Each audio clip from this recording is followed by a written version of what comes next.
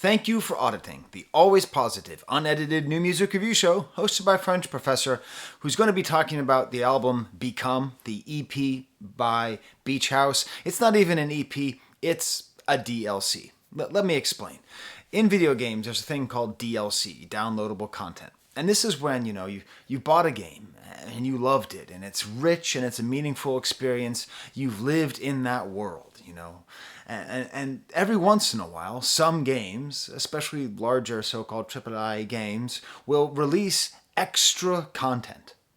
You have to buy it, but it's an excuse to re-enter this world where you spent tens of hours, hundreds of hours, It keeps you in that world, and it gives you a reason to go back. You see behind me Mario Kart 8 Deluxe.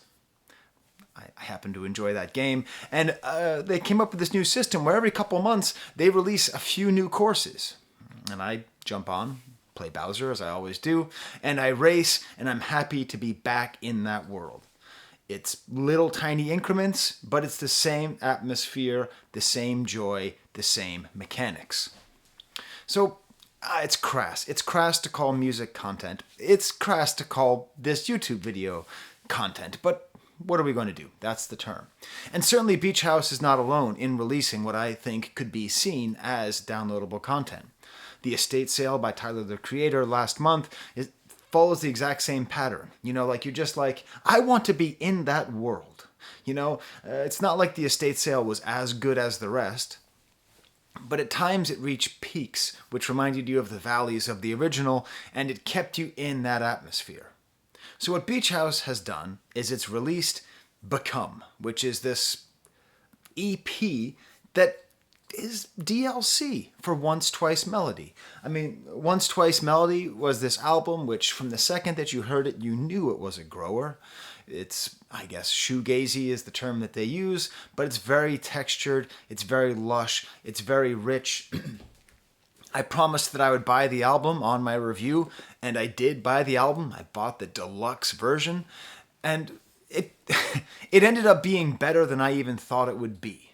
And that's part of what's great about this DLC stuff, is that it entreats you to go back and remember something. We live in a time where obviously there's so much content, be it music, movies, whatever, that everything feels disposable. So to have an artist take you by the hand and say, come back to this world. Wouldn't you like Link to have a motorcycle? Come on back. Give it a shot. It's this beautiful continuation. This extra racing tracks for the Mario Kart of Once Twice Melody. Now, the funny thing is, I actually bought Become on vinyl on accident. I was at Record Store Day. My sister-in-law loves Record Store Day, and we went to the Record Archive in Rochester, New York. They do not sponsor me, but you should go there and buy records. You should buy records for them online. Go to record stores. That's my sponsorship. Go to record stores. And I left, actually. I was tired of waiting in line. My sister-in-law wanted to buy Wilco. Probably get something for one of my nieces with the Taylor Swift thing. And my daughter, being kind and thoughtful, saw this Beachhouse release and was like, oh, my brother likes Beachhouse. So my sister-in-law bought this album.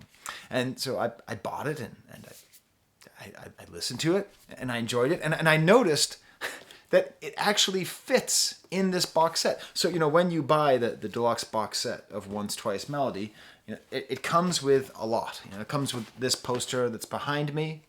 It comes with another poster. It comes with this booklet with sort of atmospheric images, kind of in keeping with the album. And it comes with 4 different sides. And the neat thing is, Become fits right in there. Look at that. It's a little bit different. It's not shiny. It doesn't have the same imagery, but it matches. It becomes like DLC. It becomes part of the game to the point where I forget that this is not a triple album. This now feels to me like there are 1, 2, 3, 4, 5, 6 sides to Once Twice Melody. Here, I guess I'll make the background. It's so rare for me to actually have the... Ooh, excuse me. That was the record thing. I did not toot. I don't actually say toot, I say fart, but saying the word fart. The algorithm hates me right now, by the way. I don't know why. It's hiding everything I do. I'm not being controversial, so please like this bucket and smash it. Subscribe. You can sign up. You can sign up for notifications, which is only cool because I usually have temporary titles that don't make sense, and the only way to see those is to have notifications. You can go, why did he say that? What is a flippy toops?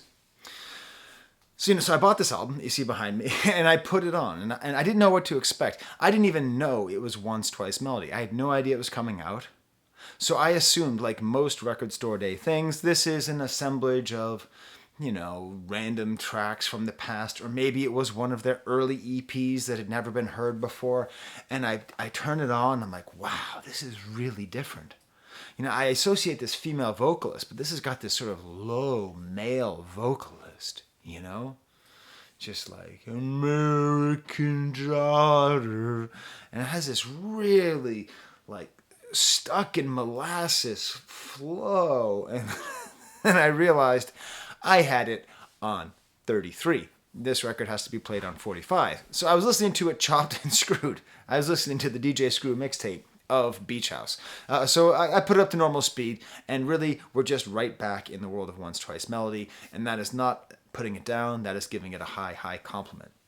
The more time that I spend with Once Twice Melody and with Beach House, the more I'm struck by the nature of what makes their music so great. Because you can listen to it in the background, which is not an insult, okay? Some artists hate to be seen.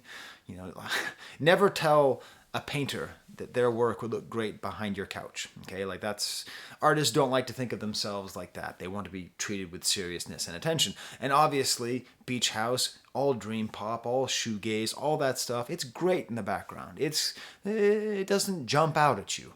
But the good ones also bear very close listening. And that's where what you think is just a black piece of cloth is actually a finely wrought article of clothing. The example that I think of, it is May the 4th, which I don't recognize as Star Wars Day because May 20th is Star Wars Day. But still, if you celebrate it, I don't care. It reminds me of when I went to see Trisha Bigar is the name of the person who did the costumes for the prequel trilogy. And I remember seeing this robe in person, Chancellor Palpatine's robes. And you just see it and you go, yeah, that's just a robe. But when you actually get super close to it and you look at it like in person, there are levels and details and like almost imperceptible patterns that are just slightly raised on this piece of fabric. It's like when there's, ridiculously expensive hats or shirts and you go, why are those so expensive? That's just a black shirt. And then you look at it and you see all these details. That's what Beach House is like, and that's what this is like as well. It's feelings and it's vibes, but it's so expertly constructed. I was also recently thinking about what does this music make me think about? And I realize it connects me to a very specific time in my life. In 1999, I studied in Paris, and Paris has a great movie culture. And back then in America, there weren't commercials before movies, but there were in France. But they were like these lush, well-constructed, well-thought-out mini-movies. And there was a 1999 Air France commercial, which featured Asleep from Day by Chemical Brothers. And it has that dreamy, dream pop sense. There's also some, I think, perfume commercial featuring Song to the Siren by This Mortal Coil, the Jeff Buckley song, which was originally performed on The Monkees. True story. That same sense, that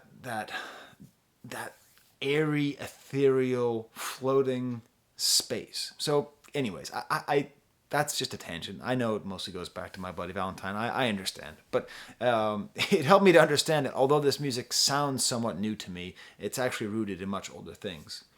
Now, what I said before, sorry, that was not a very specific sentence. Yeah, in my mind, it is rooted to previous emotions, which I had not analyzed until this video. I am a professor. I don't ever let someone finish off a sentence with things. You should never finish a sentence with the word things, except for that sentence. So, last time when I reviewed Once Twice Melody, I talked about how their lyrics are sort of like the ocean. And every once in a while, a wave will pop out and you'll see that white cap. And you'll say, look at that wave. But for the most part, it washes over you. But yesterday, I was stuck in a chairs and directors meeting. It was a fine meeting. It was fine.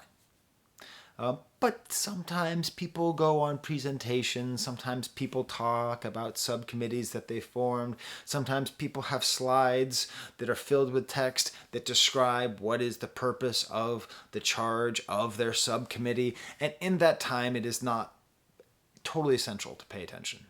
So I read all the lyrics while I was there. So it was fun because I actually got a chance to really sit with their lyrics and realize their lyrics are not super important. They're not terrible, they're not bad, but I'll get through it. So let's start off with the stamp, the opening track, American Daughter, one of the best tracks. If you haven't heard it, click above the album, above a whole bunch of Mario Karts. So what this made me realize is that part of that fabric, the richness of the fabric of Beach House, is their guitar work. And they really sort of have three main modes. Probably the most common is single plucked notes of a chord, so as opposed to playing bring, they'll play bing, bing, bing, right? So that's called arpeggiated. It's an arpeggiated chord. Or sometimes they will play an acoustic guitar strummed, or sometimes they will have a lead line which is on a guitar, which is sort of like a solo or maybe a very pronounced melody, once, twice, a few times a melody, which will be either kind of like far away with reverb or slightly fuzzy. And once you unlock that with the keys of beach houseness, once you get into the beach house with those keys, you start to understand how they create such interesting and well-developed textures while also allowing you to listen to it as a vibe. So the light's getting really washed out. It's crazy lighting here in Rochester. Should I move? You don't care. No one cares, Skye. No one cares. Having a little emotional crisis here. Nobody cares. YouTube took away my algorithm. No one's going to watch this. It's all right. I did this before I had views. I'll do it after. Nice kind of slightly off notes in this song where there's just layers of sound and there's just kind of like fuzzy guitar, and as the lyrics get a little bit darker, they get a little bit out of tune. Sometimes there'll be that strummed acoustic guitar chords, sometimes there'll be that distant fuzzy electric guitar. This song is the most developed of all of them. I mean, now that I know Once Twice Melody so well, I don't think these songs are up to par. With the exception of one song, which I'll get to later. In general, they're not quite up to par because that album is just the level of richness and really the amount of hooks. That's what's amazing. That's what I think is the My Bloody Valentine heritage, is that My Bloody Valentine just writes hook after hook after hook after hook, but you can't tell because you're so busy staring at your shoes, you don't actually understand that they got you. This album is it feels a little bit less developed than the rest of Once Twice Melody. But this song has a pretty developed B part. Sort of reminds me a little bit, the guitar work on a lot of this sort of arpeggiated chord idea, reminds me a lot of Everybody Wants to Rule the World, which I think is an important touchstone. There's a great end bit at the end. There's lots of energy with these drums and the guitar notes and full of sour lyrics. And then we have this song, Did I Lose Her, Did I Break Her, American Daughter, When I Met Her, Her Knees Together, Underwater, Forget Her. I don't know. I don't know what it's about. I don't know what American Daughter is about. It's sort of about oceans and water. There's a lot of water theme here in this beach house. But I'll tell you, I have two American daughters. And to know them is to love them. So that's great. It's actually interesting because, my wife is not American. She was born in Yugoslavia. So the fact that she has an American daughter is special to her. So this song made her cry the first time she saw the title.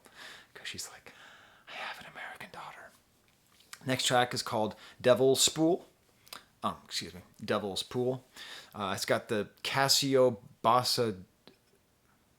Why is there somebody in my backyard? Oh, it's a tree guy. Well, we'll see if I can finish my video before I have to go talk to that guy. The Casio Bossa Nova setting, like the automatic rhythm section, is quite a bit all over like this kind of dream pop sounding. It's a very influential thing where people would just get a keyboard and just sort of press a button. and just have this rhythm. This was actually my American daughter's favorite. My baby really reacted to this. She started doing her dance, just kind of like flailing around. It leads with the chords, the far away guitars, the lead. It's over. It's okay. You're too far away. It's super gorgeous. Too far away for talking. I see pills. It seems to be that it's all about someone who's lost to addiction. It's sweet. It's empathetic. Next track is that highlight of the album, Holiday House. Gorgeous layers, all these small melodies. There's actual counterpoint with this melody, or multiple melodies are playing at the same time. It seems like one of the arpeggios is almost automated and the others aren't. And then it like kicks in with these la la la's and you just get super pumped. You just have to listen to the thread work, okay? Listen to Trisha Bigar's beautiful little keyboard solo at the end. She isn't actually in the band. What are they? Scully and Laventier. It's like Skye and some very French name. I don't know. I only know them through this. But just this beautiful extra little keyboard solo, just in the right channel. It's gorgeous. The lyrics here sort of speak to their name, this kind of insane privilege of having a beach house. Drive all night up to the old driveway looking for the holiday house where love runs about. But that's fine, I mean, we need songs for holiday houses and for beach houses. Maybe they don't own it. Maybe this is a song for somebody who rents a cabin with another family and they have a way to get away. I don't know, but I can already feel this song being a soundtrack to a time where I go and I am relaxing at a holiday house. Black Magic is probably the only filler track on all 6 sides of this project. It's okay. I like the drums when they come in, but the lyrics are like basically witchy woman. Like it's a strange, it makes you wonder, what is it about her? A certain fascination. I don't know. It's okay, but the slide guitar, I can do without it. Then we get to the song Become, where it's very clear how they do what they do. Gorgeous echoed vocals over simple, slow, arpeggiated keyboards, these great la-la-las. The guitars become strummed as the strings come in, gentle drums. Starts kind of a call and response with the lyrics from earlier become almost like ad-libs at the end. Love is like a fire. Time goes by. Light it, it goes higher. What's inside? Keep you close to me. Become light. And by the end, there's like these toms and they're super loud and it's just layers of vocals on vocals on vocals on vocals. It's just, that's what they do. That's how they do it. They create these little melodies and they create all of these textures and they weave them all together into this beautiful thing. So I'm very happy to have this ethereal ending, Become Light. That's how this whole album feels to me. All 6 sides of it, it's just becoming light. If you saw my old video, you will know that I listened to it primarily while walking around the track at my local gym and looking at life. I walked around that track yesterday with my wife and with my daughter in a stroller.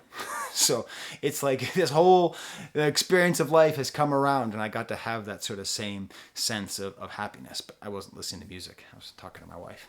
So anyways, happy ending to that. These are my Patreons who give me the money to buy deluxe box sets of Beach House. I made it before the tree guy knocked on the door and the dogs went crazy.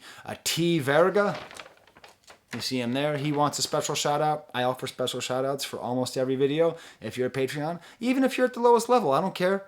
Only one person wanted it. So, hey. So, go over, support me on Patreon. Support record stores. And the prequel trilogy is better than every Marvel movie. And it's not even close.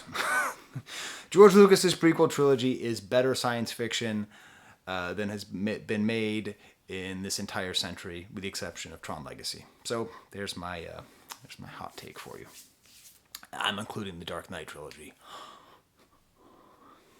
Okay, just saying it. There's the camera. Why did I say that? Why am I talking about Super Mario Kart, and Star Wars, in a Beach House video? I don't know, but I am, and you're watching. So thank you very much. There's the camera. Fight the algorithm. Smash likes.